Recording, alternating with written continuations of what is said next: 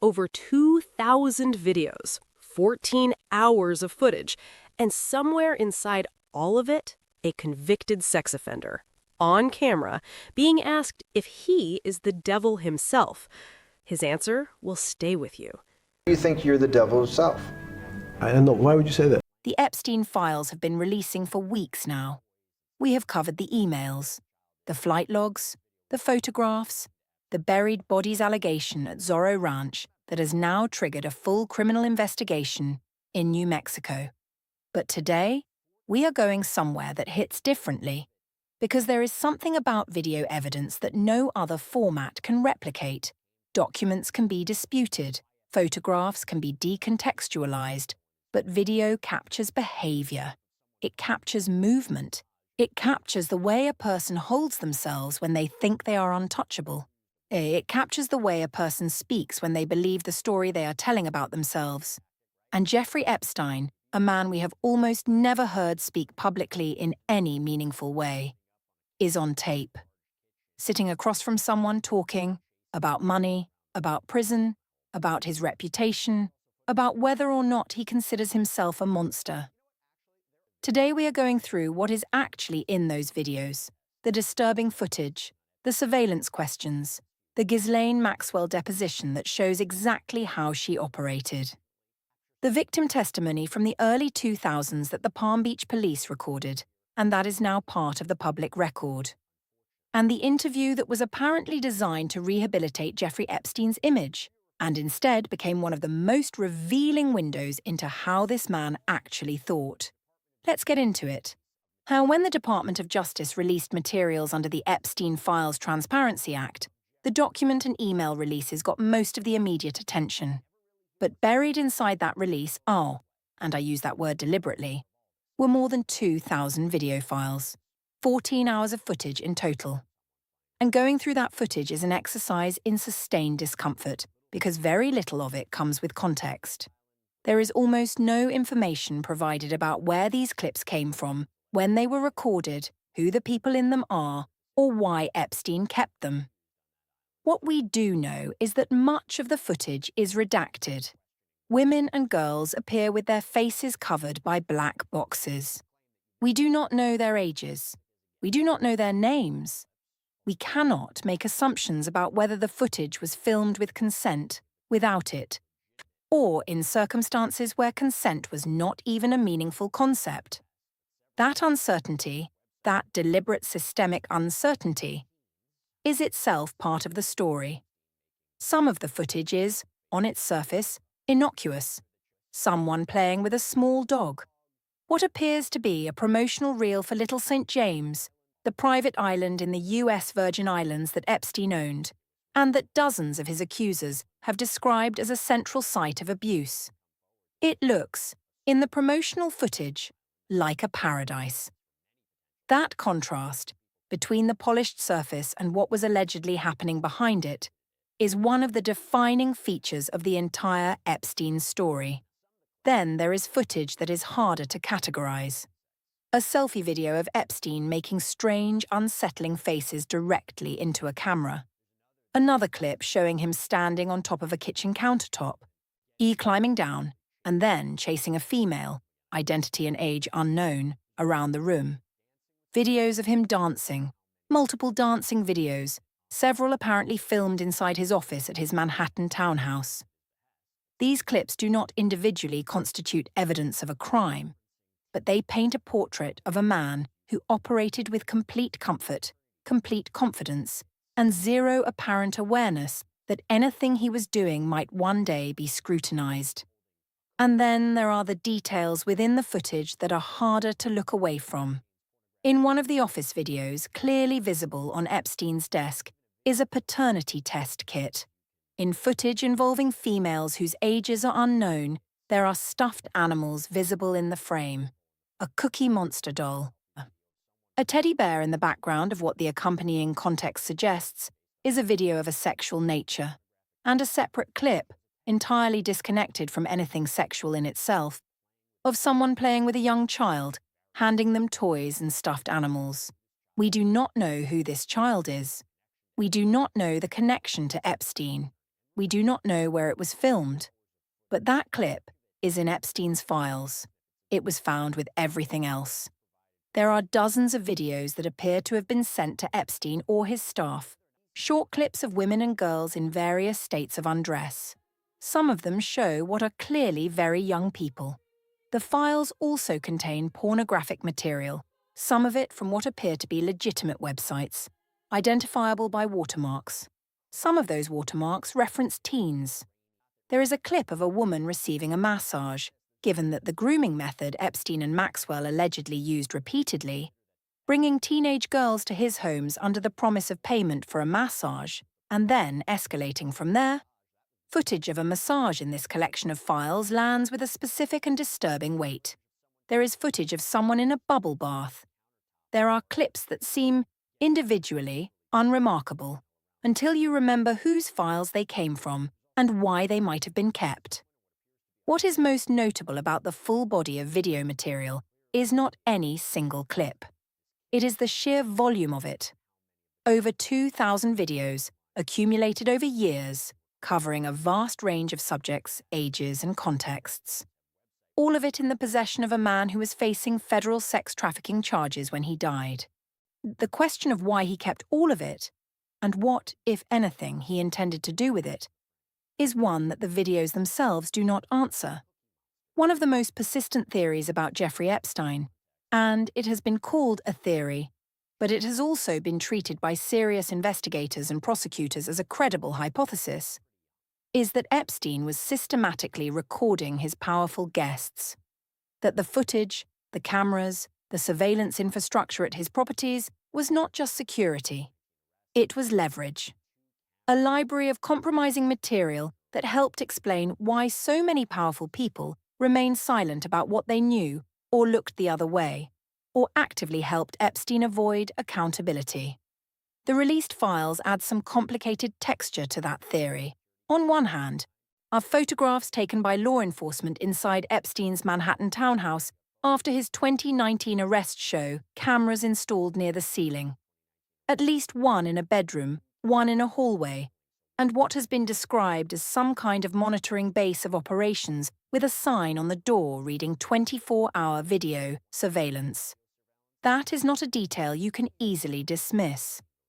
In the files, there is also a 2014 email written by Epstein himself that reads, "Let's get 3 motion-detected hidden cameras that record." That is Epstein, in his own words, directing someone to install covert recording equipment.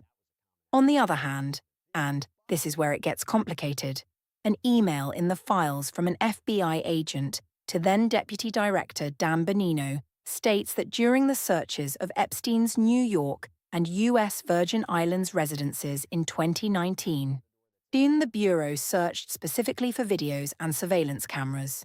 The agent's understanding, per the case agent, was that no cameras were found inside any bedrooms or living areas of either residence. Cameras were located near the entrances, not inside, not in the rooms where the alleged abuse took place. So what do we make of that? There are a few possibilities. The first is that the surveillance infrastructure was never as extensive as theorized, and the blackmail narrative, while not impossible, was overstated. The second is that cameras were present and were removed or destroyed before the 2019 searches. The third is that recordings existed but were stored elsewhere. Off-site, in cloud storage, through third parties, and that the physical absence of cameras in bedrooms does not mean the footage from those rooms does not exist somewhere. The files do not settle this question. They complicate it. And the complication matters, because the question of whether Epstein was systematically recording compromising footage of powerful people is directly connected to the question of whether that leverage is still out there in someone's hands, being used for purposes we cannot currently see. Now let's talk about the footage that is, in some ways, the most extraordinary thing in this entire release.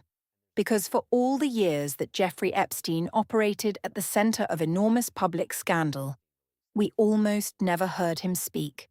not in any real, extended, unscripted way. His public appearances were minimal. His voice, his manner, in his way of thinking. All of it remained largely unknown to anyone outside his immediate circle. That changes with the footage released in the Epstein files. Because included in the release is a lengthy interview, several hours of it, conducted by Steve Bannon, the former White House chief strategist. And the context of this interview is itself remarkable. According to the files, the idea was to produce a documentary, a project apparently aimed at rehabilitating Epstein's public image in the aftermath of his 2008 Florida conviction for soliciting prostitution from a minor. The files show substantial communication between Epstein and Bannon during the 2018 to 2019 period, texts, emails, photographs of the two together. Bannon has not been accused of any crime, and he has been publicly vocal about wanting Epstein-related files made public. But the emails between them reveal the explicit intent behind the project. Epstein wrote to Bannon, "Do you think I can do my own video interview and upload it on YouTube?" Woody said he would help edit. He added that his goal was to, in his own words, humanize the monster. It is worth pausing on that phrase. Epstein describing himself, even rhetorically, even in the context of public relations strategy, as the monster. The text that preceded this exchange is equally striking. Epstein wrote to Bannon, "Dinner with Woody, or too many pedo in one place." The reference is widely understood to be to Woody Allen. Make of that what you will. Bannon's response to Epstein's image repair request laid out a three-stage plan. First, push back on the lies. Second, still crush what Bannon called the pedo trafficking narrative. Third, rebuild Epstein's image as a philanthropist. The documentary was never completed, but the interview footage was. And it is unlike almost anything else in these files because it lets us hear Epstein think. The interview focuses heavily on Epstein's identity as a financial mind, his apparent genius for markets, his connections to the highest levels of global finance. Bannon questions him about his rise, about how a man with his background ended up on the board of the Rockefeller Foundation, about his relationships with the world's most powerful institutions. How did a schmuck like you get on the board of Rockefeller? What year was that? I don't remember. I think 89 and 91. So that's one of the most prestigious research places in the world, correct? Yes. Okay, how did a guy like you get on the board of a blue blood, internationally known, hard research, Nobel Prize winners all over the place? How do they pick a guy like you, a trader from, or basically some guy from Bear Stearns? Good question. So I was asked to be on the board of Rockefeller. Epstein answers with the confidence of someone who has never had to justify himself to anyone who actually had power over him. There is a section where Epstein describes his time in jail in Palm Beach County. How did you hear about what was going to happen to Lehman Brothers, and what did you immediately think when you heard they was going to be put into bankruptcy? I'm glad you asked that question. I was in solitary confinement September 14th.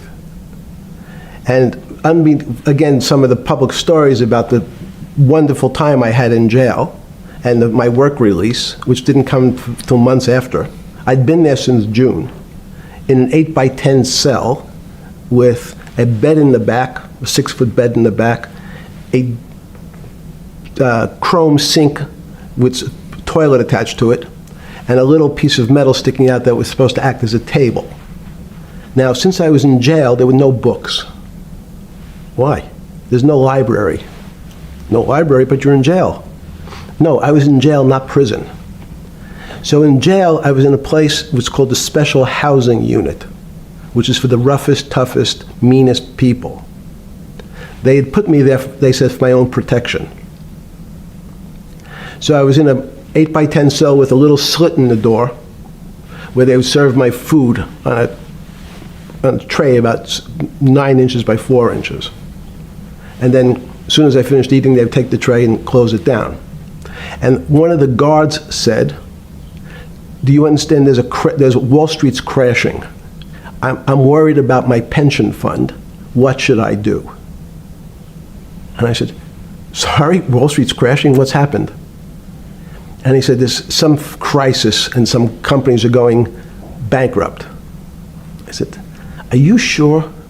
And he said, yeah, it's all over the papers. We're all terrified we're going to lose our life savings because we have either a 401k or our pension funds. We don't know anything about money. Mr. Epstein, can you tell us, like, what's going on? Am I going to be able to afford my children's education? Am I going to be bankrupt? Like this company called Lehman Brothers.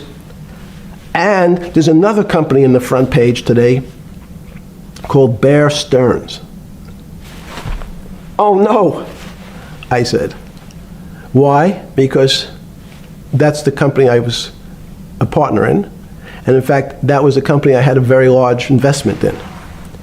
So, as a great story, I didn't have my Wall Street Journal, but in the early mornings, you're allowed to make 2 phone calls, collect. And when you pick up the phone, you can dial a number, and when the person picks up, they say, you're getting a call from the Palm Beach County Jail. Will you accept reverse charges? And the person either says yes, and the call goes through, or the person says no. The person I had called was Jimmy Kane, the president of Bear Stearns. And I said, tell me what's going on. And so that my knowledge of the financial crisis happened with Jimmy, who was at the center of the storm, telling me about what Lehman had gone under, and they were trying to figure out a way, should they bail out Bear Stearns? The question you want to ask is, who was the other call to? Okay, who was the other call to? The other call was to my friend at J.P. Morgan, who was then, I didn't know it at the time, trying to buy Bear Stearns. So at one point, I had 2 phones. It was difficult because they're afraid people are going to hang themselves with the phone cord. So they don't actually come together and they're pretty short. So I was actually going between 2 phones talking to Bear Stearns and J.P. Morgan at the same time. So I found it amusing. And it never struck you about how to end up in a situation like this? No, that would be probably means I would be too self-aware. You can't possibly expect me to believe this. I know. I don't believe it.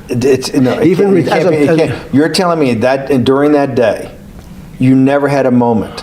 You sat there and go, what the have I done with my life that I'm in a 6x9 jail cell when I should be on a trading desk, or I should be in my $250 million greatest townhouse in New York City, taking calls from the King of Saudi Arabia, the President of China, the head of Russia, the President of the United States, to save the world's population from a financial debacle. You honestly expect me to believe that that never happened? You're suggesting I was somewhat depressed, and how could this happen to me? I'm not saying depressed. I'm saying a moment of awareness of how could I get myself into this situation. No, I would just say how strange that this happens. It's strange. I'm wearing a jumpsuit and flip-flops. What color was the jumpsuit? Brown. Brown jumpsuit. Yes. I notice I don't see you in a lot of brown. No. Brown jumpsuit and flip-flops. Flip-flops, yes. With no access to books, no access to newspapers, no access to anything. You had lived on information. Except my Almond Joy bars. I had extra Almond Joy bars.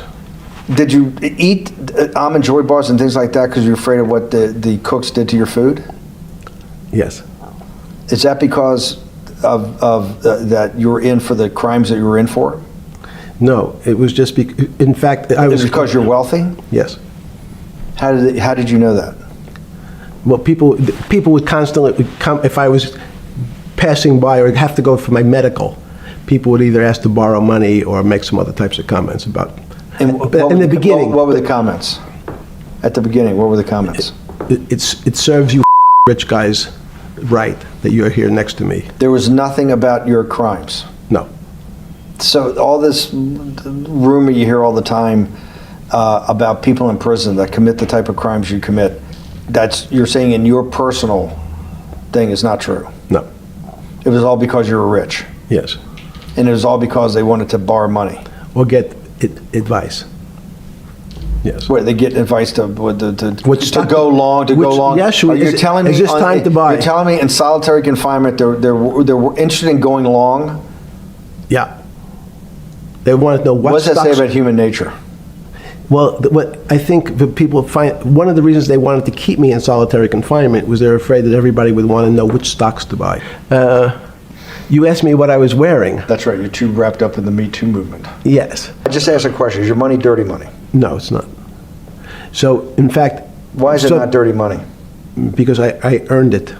A heart... But you earned it... I earned it legally. We went back to this before. You earned Yes. it. You earned it advising the worst people in the world, right, that do enormous bad things, and just to make more money. So, instead of asking me the question, should you take the money? Because I think it's a legitimate question. You think it's a legitimate question? Yes, no Why? question. Because I think about, ethics is always a complicated subject, but I can tell you that with the money I gave to help try to eradicate polio in Pakistan and India, instead of asking me whether that money should be given to these children for vaccines, I think you might want to ask their mothers who received the vaccine, who know their child now won't get polio, and ask them if Epstein should have helped these people. You're a mathematician. You're a mathematician. We walked into that clinic where they're giving that money out to these people that are in the most dire straits of poverty and sickness, and told them that the money was coming from class 3 sexual predator? Tier 1. Was tier 1's the highest and worst? No, I'm the lowest. I'm the lowest. You're the lowest. Okay, tier 1, you're the lowest. But a criminal. Yes. That the money came from them. What percentage of people do you estimate? I understand you don't like probabilities. Do you estimate would say, I don't care, I want the money for my children? I would say everyone said, I want the money for my children. Did they know where the money came from? I think if you told them, the devil, 100%. the devil himself said, I'm going to exchange some dollars for your child's life. Do you think you're the devil himself? No, but I do have a good mirror. It's a serious question. Sorry. Do you think you're the devil himself? I don't know. Why would you say that? Because you have all the attributes. You're incredibly smart. You remember, the devil is somebody knows. Smart? The devil's brilliant. You read Milton's Paradise Lost. No, the devil scares me. Satan is at the number 1 or 2 archangel, and the reason he goes to hell and leads the rebellion is because he can't be the top guy. And his thing is, I'd rather reign in hell than serve in heaven. I saw that in a movie once called American Dharma. I don't remember who said it. Okay, we have to go. Okay, good. What is remarkable about this exchange is not the theology. It is the effect. Epstein is not rattled. He is not offended. He is not defensive in the way an innocent person would be when accused of something monstrous. He is curious, intellectually engaged. He engages with the question of whether he is the devil the way you might engage with a philosophical puzzle someone posed at a dinner party. There is no moral weight behind his eyes, no recognition that real people, real girls, real young women, were destroyed by what he did. And that absence is the most damning thing in 14 hours of footage. Against the footage of Epstein performing his own mythology, the files also contain something else entirely. Something that grounds this story in the reality of what was actually happening while Epstein was giving interviews about his financial genius and strategizing about his public image. The release includes portions of victim interviews conducted by Palm Beach police detectives in the early 2000s. These are the original investigations, the ones that were eventually compressed into that notorious 2008 plea deal that allowed Epstein to avoid serious federal charges.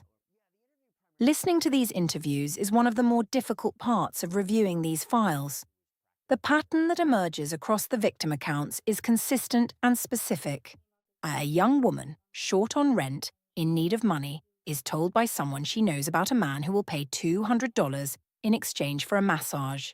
She told me about this guy I was short on rent 1 month, and she told me that all I had to do was give him a massage and he would give me $200. And that's pretty much it. And I thought about it. I was like, I really need the money. I've asked my parents. They can't give me the money. I asked everyone I knew. And I went there with her. I gave him a massage, and it was a weird situation. Have you had any formal massage training? No. Did you provide the massage with clothing on? All I had was underwear on. Okay. Did she tell you that you would have to provide the massage with just underwear? No. Did anything else happen? I'm sorry, I don't like thinking back on it, so... Okay, first of all, I know this is hard on you, okay? I know that you put this behind you. Yeah. A lot of people that I've talked to have, okay? You're not the only person that he's done this to. Okay. And he just got up and walked out. He's like, okay, you can put your clothes on, and he closed the door. And you were paid how much? $200. He asked me for my phone number just in case he wanted to call me and come back, and they called me, and I never called them back. She is not told what the massage will involve. She is not told that she may be asked to remove her clothing. She goes because she needs the money and she has run out of other options. One woman describes the moment she realized the situation was not what she had been told. She had underwear on, she says. No one told her she would need to remove her clothing, and then something happened that she does not want to describe. Pausing in the interview, apologizing to the detective, saying she does not like thinking back on it. The detective's response, recorded on this tape, is one of the only moments in these files that reflects any real humanity being shown to these women. I know this is hard on you. You're not the only person he's done this to. $200.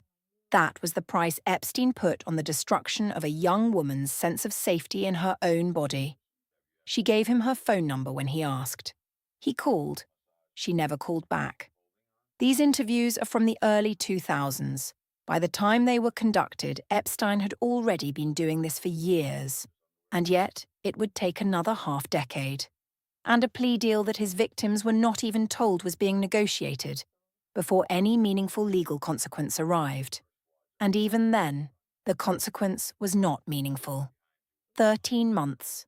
Work release. No federal charges. The gap between what these women described to those Palm Beach detectives and what Epstein was allowed to walk away with is not a small thing. It is one of the defining scandals of the American justice system in the modern era. Also included in the video release are portions but of the in deposition stark given contrast, by when Ghislaine Ghislaine Maxwell was deposed in April of 2016 pursuant to this lawsuit, deposition she was kind of taken as like part of feigned a civil surprise that lawsuit any such filed by accusations were Virginia being Giuffre, made. one of Epstein's most prominent and documented accusers. Maxwell was questioned under oath, on camera, about her role in Epstein's operation. The deposition is, to put it plainly, a masterclass in evasion. Maxwell deploys a very specific set of techniques under questioning. She objects to the framing of questions, repeatedly, even on questions that seem entirely clear. Can you list for me all the girls that you have met and brought to Jeffrey Epstein's house that were under the age of 18? Check the Foreman Foundation. I could only recall my family members that were there, and I could not make a list of anyone else because that never happened. But I can take off. I'm talking about during the time that you were working for Jeffrey Epstein. Right. Can you list all the girls that you found for Jeffrey Epstein that were under the age of 18 to come work for him in any capacity? Check the Foreman Foundation. So I didn't find girls. I didn't You look have for them. girls. You choose the word. Well, no, you don't choose the word. If you have a question, ask it. List all of the girls that you met and brought to Jeffrey Epstein's home for the purposes of employment that were under the age of 18. Check the Foreman Foundation. I've already characterized what my job was, which was to find people, adults, professional people, to do the types of jobs that I listed before. Pool person, secretary, house person, chef, pilot, But I'm talking architect. about individuals under the age of 18, not adult persons. Individuals under the age of 18. I only hired, looked for people, tried to find people to fill professional jobs in professional situations. Under the age of 18, correct? I think we've established was 17 and Is she the only, masseuse. I'm sorry, go ahead. Is she the only individual that you met for purposes of hiring someone for Jeffrey that was under the age of 18? Object to the Foreman Foundation mischaracterizes their testimony. So I didn't hire people. I met I didn't people. use the word hire. I said Yes, you did. I said met. Yes. So I interviewed people for jobs that were professional people for professional things, and I'm not aware of anyone aside from who clearly was a masseuse aged 17, but that's, at least that's how far we know that I can think of that fulfilled any professional capacity for Jeffrey. List all the people under the age of 18 that you interacted with at any of Jeffrey's properties. I'm not aware of anybody that I interacted with, other than I was 17 at this point. I had not any idea exactly of the youngest adult employee that I hired for Jeffrey. When you say adult employee, did you ever hire someone that was under the age of 18? Never. Did you ever bring someone who was under, or invite someone who was under the age of 18 to Jeffrey's home, any of his homes? Object to the Foreman Foundation. You can answer. Can you repeat the question? Yes. Did you ever invite anybody under the age of 18 to Jeffrey's homes? Same objection. I have a number of friends that have children, and friends of mine who have kids, and in the invitation of my friends and their kids, I'm sure that I will have invited some of my friends' kids to come, if that's what you're referring to. No, anybody that is not a friend of yours, any female under the age of 18, did you invite them to come to Jeffrey's home? Object to the Foreman Foundation. Again, as I said, I'm not aware of having invited anybody other than friends of mine who have children to the house. Did you invite to come to Jeffrey Epstein's home when she was under the age of 18? Ms. Maxwell, when did you... Object to the Foreman Foundation. You can answer. I have no idea when I met her. Do you know how old she was when you met her? I have no idea how old she was when I met her. Is it possible that she was 13 years old when you first met her? Object to the Foreman Foundation. First of all, the mother is Jeffrey's friend, and his mother was Jeffrey's friend, so may have been in the house. When she was in the house, I had no idea how old she was. She was with her mother. I understand that she was with her mother. I'm asking you, if she was 13 years old when you first met her. I have no idea how old she was when... Was she under 18 when you first met her? I have no idea how old she was when she was in the house. Did she... Who were the other 17-year-old masseuses that you were aware of? I'm not aware of any. Were there any 16-year-old masseuses you were aware of? I'm not aware. Any 15? Look, I just want to be clear. The only person that I'm aware of who claims to have been, and we have to, whilst I've established that now is 17, given that she has changed her age so many times, the only person that I'm aware of that was a masseuse at the time when I was present in the house. Ghislaine Maxwell was convicted in December 2021 on 5 counts, including sex trafficking of a minor. She is currently serving a 20-year federal prison sentence. The deposition footage viewed in that context shows you exactly what her defense strategy looked like before the jury had the opportunity to reject it. Or let me step back and talk about what the totality of this video evidence actually means, not just for understanding Jeffrey Epstein, but for understanding how someone like Jeffrey Epstein was able to operate for as long as he did. The footage of Epstein himself, relaxed, intellectually engaged, amused by his own circumstances, apparently incapable of genuine moral reflection, gives us something that years of reporting, civil litigation, and criminal prosecution could not quite provide. It gives us his self-image, and his self-image is that of a man who genuinely believed he was operating in a different moral universe than the rest of us. Not someone who knew he was doing wrong and chose to do it anyway. Someone who appears to have genuinely not processed the reality of what he was doing as wrong at all.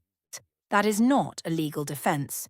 It is not an excuse, but it is an explanation for how a person sustains a decades-long pattern of abuse without apparent psychological cost, without breaking down, without confessing, without the weight of it showing on his face when someone calls him the devil and he responds with intellectual curiosity rather than horror.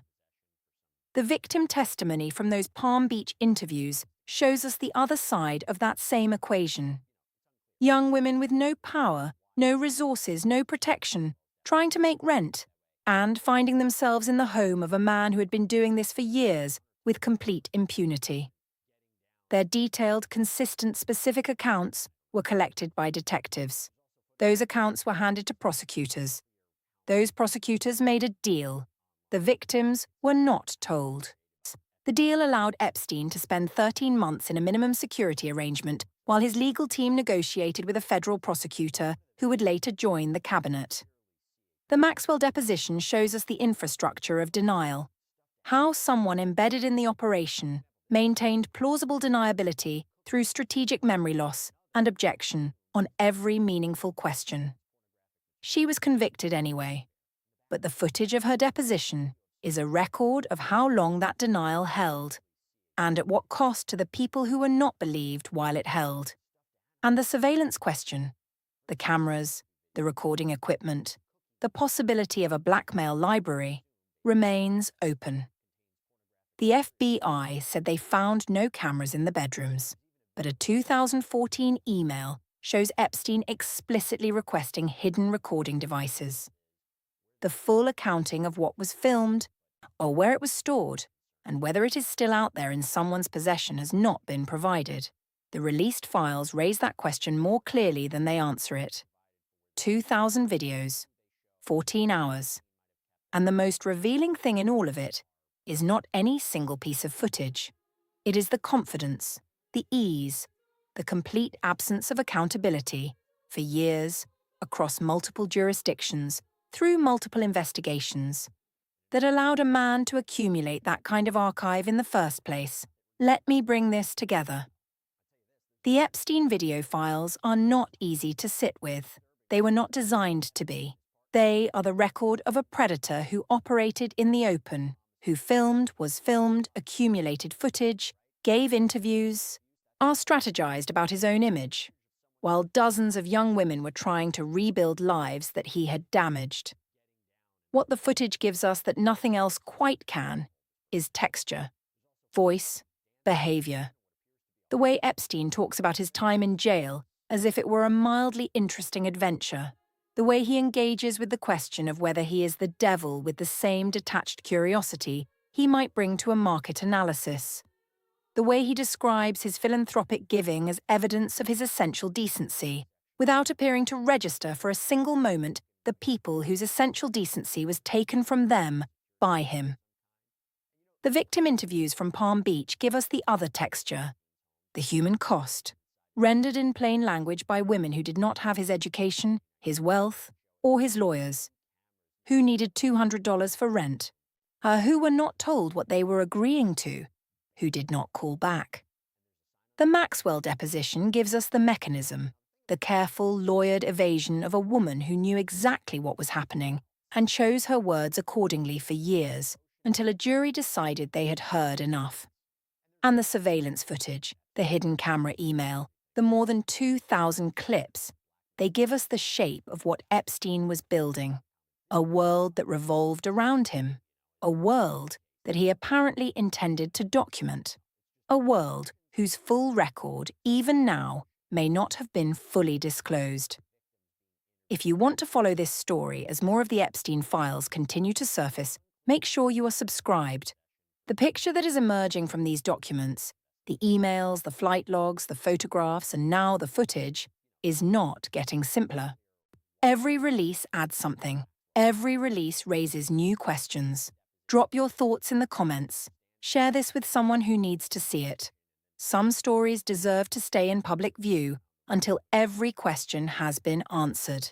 This is one of them.